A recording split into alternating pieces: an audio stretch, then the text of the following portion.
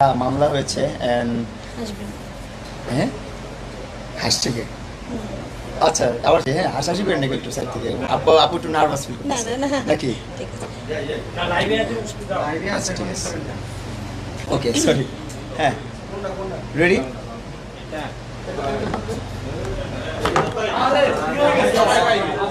না ঠিক আছে প্রিপারেশন নিতে সবারই আপনাদেরও গুলোতে একটু সমস্যা নেই। শুরু করবো ভাইয়া শুরু করি তাহলে হ্যাঁ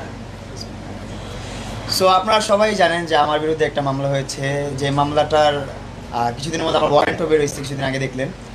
সো এই বিষয়টা জানার আগে এই বিষয়টা নিয়ে পুরোপুরি কথা বলবে আমার লয়ার আপু বড় আপু যে আছে লিজা আপু উনি কথা বলবে এটা নিয়ে কিন্তু আমি জাস্ট বলতে চাই যে ও যেগুলো করতেছে এগুলো আমি কখনো ওর কাছ থেকে আশা করি নাই কারণ আমি আজ পর্যন্ত আপনারা দেখবেন না কোথাও আমি ওর নিয়ে একটা বাজে মন্তব্য করছি কিন্তু ওর কাছ থেকে একবার না দুইবার না কয়েকবার বাজে মন্তব্য আসছে যখন ওর সাথে একবার আমার একটু হাতাহাতি হলো তর্ক বিতর্ক হলো ও আমার গায়ে হাত দিল আমি ওর গায়ে হাত দিলাম এমন না যে ওরে আমি হত্যার চেষ্টা করছি বা এমন কিছু না একটা ফ্রেন্ডশিপ ভালো ফ্রেন্ডশিপ আপনারা জানেন যে ওর সাথে আমার প্রায় 4 বছরের একটা ভালো সম্পর্ক আমার কো আর্টিস্ট ও আমার অনেক ভালো সম্পর্ক ওর সাথে তো একটা কথা বিতর্কে কিন্তু মারামারি কথা বা তর্কাতর্কি এগুলো হয়েই যায় সবারই হয় এগুলো সো আমাদেরও একটা তর্ক বিতর্ক হয়েছে এর মধ্যে ও তর্ক করছে আমি তর্ক করছি ও হাত দিছে আমি হাত দিছি এই বিষয়টা নিয়ে তখনও কিন্তু আমাকে ও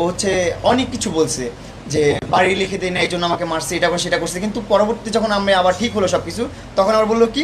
যে আমি এটা হাইপার মুভমেন্টে বলে ফেলছি এগুলো ভুলে বলছি মিথ্যা বলছি এগুলো আসলে সঠিক না কিন্তু আমাদের একটা প্ল্যানিং আছে আমরা এগুলো করবো ও কিন্তু মানে ওর এদিকেও ওর ফেস ওদিকেও ওর ফেস মানে দুই দিকেই ও ছেলের মা ও ছেলের বাপ ওই সব তারপর রিসেন্টলি যেটা হচ্ছে ও আমার ইনবক্সে একদম ভালো ভালো মানুষ অনেক কথাবার্তা অনেক ভালো কথা আবার হুট করে আবার খারাপ কথা আবার হুট করে অনলাইন জগতে এসে অনলাইনে এসে আমাকে নিয়ে আবার কন্ট্রোভার্সি আমারও কিন্তু একটা আত্মসম্মান আছে আমারও কিন্তু মানিজ্যত কিছু হলো একটা আছে এমন না যে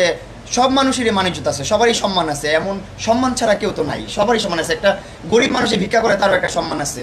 যে জোকার তারও একটা সম্মান আছে তো ও এসে অনলাইনে এসে বলে ও বান্ধবের সাথে ছবি তুলে আমার সাথে বান্ধবের সাথে তুলনা করে তারপর আমার কিন্তু বংশগতি মানুষ আছে আমার আবার বলছে আমার স্ট্যাটাসে ওর স্ট্যাটাস মেলে না এগুলো তো যাইতে চাই না আমার স্ট্যাটাসে এমন মানুষ আছে তার পায়ের নখের যোগ্যও না এগুলো আমি বলতে চাই না আমি যেটা বলতে চাই সেটা হচ্ছে মামলাটা নিয়ে বলতে চাই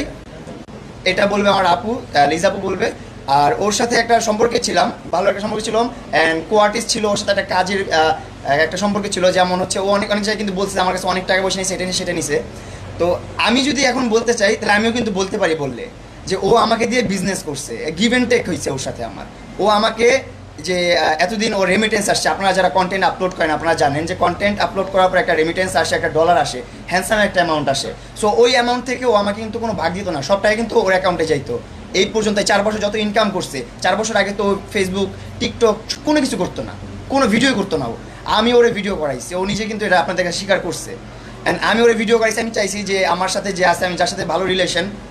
অ্যান্ড ও গত একটা লাইভেও বলছে যে মামুন গরমে ঘামতেছে আমি এসি পাঠাই দিছি তো ও নিজের মুখেই কিন্তু বলছে ও পাঠাই দিছে আমিও মানি হ্যাঁ ও পাঠাই দিছে আমি সব জায়গায় স্বীকার করি যে হ্যাঁ ও পাঠাই দিছে আমি তোর কাছ থেকে চাইয়া বা কোনো কমিটমেন্ট দিয়ে তো আমি ওর কাছ থেকে নিই কোনো বিয়ের প্রলোভন দেখেনি যে আমি তোমাকে বিয়ে করবো আমি তোমাকে ভালোবাসবো আমার সাথে প্রেম করবো তো আমাকে এগুলো পাঠাও এইসব তো কোনো কিছু ছিল না এগুলো হচ্ছে মিথ্যা মামলা এগুলো হচ্ছে মিথ্যা কথা এগুলো কিন্তু আমাদের কোর্টে বলা হয়েছে এইসব কথাবার্তা যেগুলো একটু পরে আমার যে লয়ার আপু আছে লিজাপু উনি ক্লিয়ারিফাই করবে তারপর আরও অনেক কিছু আছে অনেক এলিগেশন লাগানো হয়েছে অনেক বাজে বাজে এলিগেশন লাগানো হয়েছে যেগুলো আমি কখনো চিন্তা ভাবনা করি নাই কখনো ভাবতেও পারি নাই যে লেলার মুখ থেকে এই সমস্ত কথাবার্তা আসবে কারণ ওর যে লয়ার ওর কথার বাইরে তো লয়ার কথা বলবে না এটা তো আপনারা জানেন আমার যে লয়ার আমি যেভাবে বলবো আমি যেভাবে দেখাবো আমার মামলাটা যেরকম হবে উনি স্টাডি করবে আমার মামলাটা নিয়ে যখন বুঝবে তখন তো ওইটা নিয়ে ওইভাবেই কথা বলবে উনি নিজে থেকে বানায় কোনো কথা বলবে না তো ওনার লয়ারও লেলার যে লয়ার ছিল উনিও তো বানায় কোনো কথা বলে নাই ওনাকে লেলা শিখাই দিচ্ছে তারপরে উনি বলছে তো যে সমস্ত কথাবার্তাগুলো বলছে এগুলো আসলে অ্যাকসেপ্টেবল না আর আমি এগুলো মেনে নিতে পারতেছি না এত বাজে বাজে কথাবার্তা বলছে যেগুলো জীবনে আমি কল্পনা করতে পারিনি যে লেলা এগুলো বলবে আমাকে বুঝতে পারলেন এরকম বাজে একটা অবস্থা হয়েছে যাই হোক আমি এই মামলাটা নিয়ে এখন শুনতে চাই লিজাপুর কাছ থেকে আপনাদের কাছ থেকে একটু 5 মিনিট সময় নিয়ে আমি যে লিজাপু মামলাটা নিয়ে একটু খুলে বলুক তারপর আপনাদের প্রশ্নগুলো আমি শুনি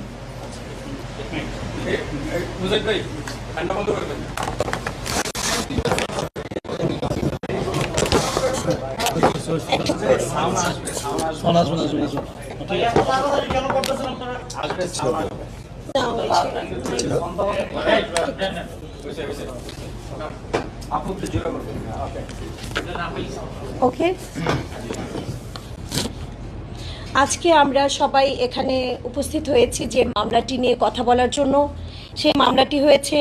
জিআর মামলা নং 132/2023, ক্যান্টনমেন্ট থানার মামলা নং 2023-5-12। আমার মক্কেল আব্দুল্লাহ আল মামুন আদালতে উপস্থিত হয়ে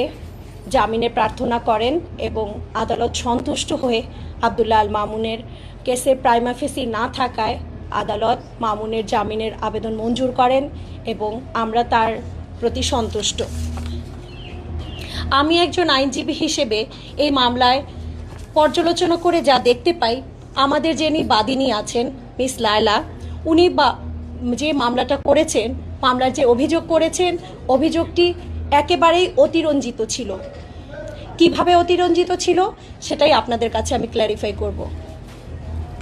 বাদী বলেছেন আসামি তার হাতে থাকা মোবাইল দ্বারা বাদীর মুখে, চোখে, মাথাসহ বিভিন্ন স্থানে, শরীরের বিভিন্ন জায়গায় গুরুতর জখম করেন। কিন্তু এই মামলায় মেডিকেল সার্টিফিকেট যেটা দাখিল করা হয়েছে, সেখানে গুরুতর জখমের কোনো বর্ণনা পাওয়া যায়নি। মেডিকেল সার্টিফিকেটে যে ধরনের ফিজিক্যাল অ্যাসল্টের কথা বলা হয়েছে, এটা দুজন মানুষের সামান্য হাতাহাতির মাধ্যমেই হতে পারে। চার্জশিটে যে ধরনের আঘাতের কথা বলা হয়েছে, তদন্তকারী কর্মকর্তা তার তদন্ত শেষে চার্জশিট দাখিল করেছেন। সেখানে উল্লেখ করেছেন আঘাতের ধরন সিম্পল ইন নেচার, আঘাতের ধরন সিম্পল ইন নেচার। এখন আমার আসামি যদি বাদীকে মোবাইল কিংবা শক্ত কোনো ধারালো ধাতব পদার্থ দ্বারা মুখমণ্ডল কিংবা মাথাসহ বিভিন্ন জায়গায় আঘাত করতেন, তাহলে মেডিকেল সার্টিফিকেটটা হতো গ্রিভিয়াস ইন নেচার। কিন্তু এ ধরনের গুরুতর কোনো জখমের কথা আমাদের প্রাপ্ত মেডিকেল সার্টিফিকেটে উল্লেখ করা হয়নি। তাছাড়া বাদীর চিকিৎসা সংক্রান্ত কাগজপত্র পর্যালোচনা করে দেখা যায় বাদিনী সেদিন কোনো হসপিটালে ভর্তি হয়নি। তিনি শুধুমাত্র 10 টাকায় একটি টিকিট কেটে কুর্মিটোলা জেনারেল হসপিটালে একটা চিকিৎসা নিয়ে বাসায় ফিরে আসেন। বাদিনীকে যদি হত্যার উদ্দেশ্যে আমার আসামি আঘাত করত, তাহলে তার কমপক্ষে 1 সপ্তাহ হাসপাতালে ভর্তিয়াধীন থাকা উচিত ছিল। যেভাবে উনি আঘাতের যে বর্ণনা উনি দিয়েছেন, যদি সেটা সত্যি হতো, সাথে সাথে বাসায় ফিরে যেতে পারতেন না। বাদীকে ঔষধের যে প্রেসক্রিপশন দিয়েছেন, সেখানে দেখা যায় একটি গ্যাসের ওষুধ সার্জার 10 এবং একটি সার্জার 20 এবং একটি জিরো পেইন নামে একটা ওষুধ, যেটা 10 mg।